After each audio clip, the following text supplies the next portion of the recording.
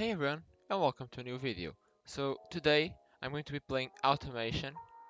So for those of you that don't know what Automation is, well, it's a game where you can have your own car company. You can design engines, you can choose bodies, you can choose a lot of different things like tires, brakes, suspension, chassis, the the stuff you make the chassis with.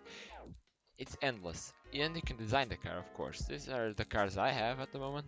But today, my challenge is I'm going to create a 90s entry-level sports car, like the Miata, a cheap, fun car to drive that doesn't have a lot of power and doesn't break the bank.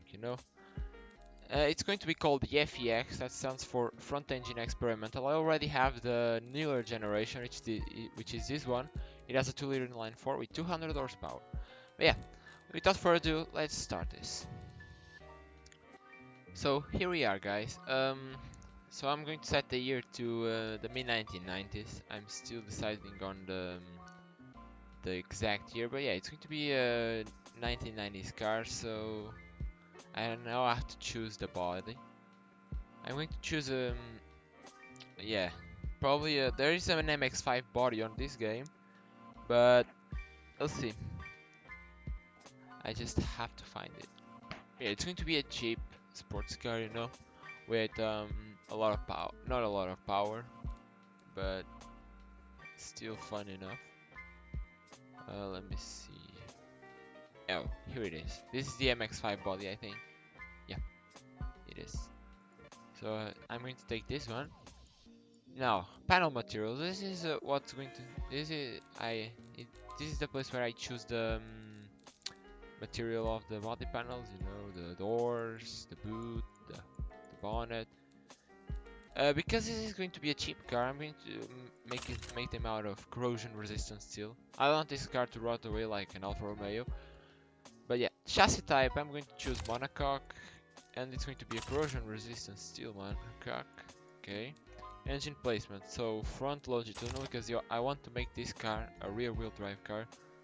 Front suspension is going to be double wishbone and double wishbone, front and rear. It's going to be a bit more expensive, but I don't have McPherson's as a choice.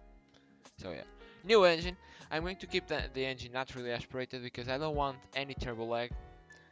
The forced induction systems in this game don't really work that well. There's a lot of lag. So yeah, new engine project. I'll choose the name after. But yeah, it's going to be an inline 4. Yeah, but I'm going to make a slightly smaller engine. It's not going to be 2 liters. It's probably going to be like 1.8 liters. I could try and make this front wheel drive if I wanted to, but yeah, no, I don't want that. I'm going to make a 1.8 liters, yes. These quality sliders, you choose. The higher the number, the higher the quality. That means you'll get more power and more efficiency, but will cost you much more. So we'll leave that on 0 for now. But yeah, VVT and all cams, that will improve our fuel economy. No turbo, of course. I'll try to get 140 brake horsepower. I think it's a good number. Yeah, at the moment this car is producing 111 brake horsepower, but I still have some margin to work with, so let's increase the compression ratio. Yeah. As you can see, here's the octane. We can't go over 98 because, well, that's the fuel I chose, so we'll have to keep it below. Oh, I forgot to mention that after I complete the car here, I'll export it to Beamng so I can test. So I can test the car on a racetrack, yeah. But yeah, that doesn't change a lot. This does. Yeah, we're already at 146 brake horsepower. That's pretty good. Let's try for better. Maybe 160, who knows? 150, there you go. I don't want to put the VVL profile too high because the fuel efficiency goes down, as you can see. The higher the VVL profile, the worse the fuel efficiency is going to be. So now, let's choose the body. This reminds me of the new model I made, so I think I'm going to go with this one. Here you go, this is the best part. This is the fixtures. Yeah, I won't mess with this as of now. First I'll complete the car, but yeah, this is where you put your headlights, door handles, fuel caps if you want, grills, vents, everything. But yeah, like I said, it's going to be a real drive car, and it's going to have a 5-speed manual. Yeah, no automatics here. This is a driver's car, so yeah. I want slightly narrower tires at the front because I don't want this car to oversteer. And a setup like this triggers more of an understeer. Triggers more understeer, you know. I don't want to make this car too heavy. The ideal weight would be just under a ton. That would be great. We'll see. Standard springs, because if I choose active sport, yeah, fuel economy goes up. No types of wings or downforce. I don't think this car really needs it because it only has 150 brake horsepower. But yeah, let's start off with wheels. It's the easiest thing to choose, I think. Yeah, I have a lot of wheels to choose from. I'll probably just speed up the fixture part because, well, who wants to see that?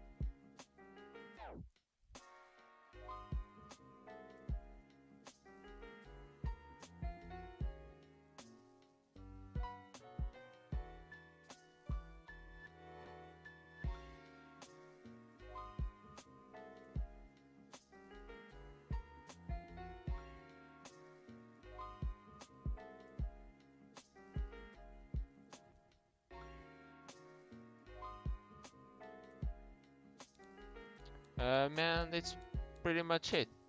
I'll see you guys over in Beam. So here we are, guys.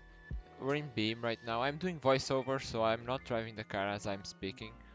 But I'll tell you how the car felt. The car felt pretty stable around the track. I could floor it in some really questionable places, like this corner, for instance. It was an open corner, but I still couldn't go full throttle. I can't go full throttle in most cars in this corner, but with this one, I had to lift a bit, but not much. I could go flat out for like 90% of the corner, so it felt amazing to drive. It felt very stable, no oversteer and no understeer. I dare to say that this felt even better to drive than the new generation, which came out 20 years later. It was a 2013 model. But yeah, the car felt pretty good. It was lacking a bit down the straights. For instance, this is the main straight. It's massive, and the car was lacking a bit of power. It only has 150 brake horsepower, so I didn't expect anything different. What matters here is this car felt amazing through the corners, and this, being a driver's car, is all that matters. But yeah, I'll time a lap around this track with this car.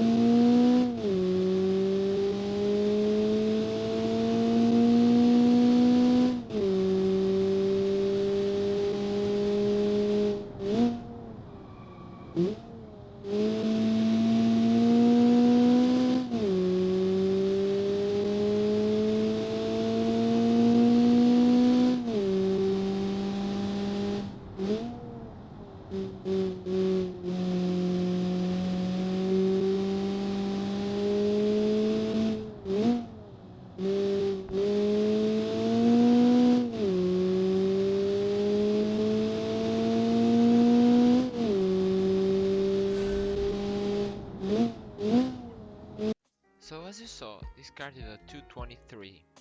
Um, for comparison, I also lapped the new model, and that one did a 215. So this car was slower, which was to be expected, but around these massive cores, it wasn't that slow, which was kind of amazing because this car has 50 less horsepower.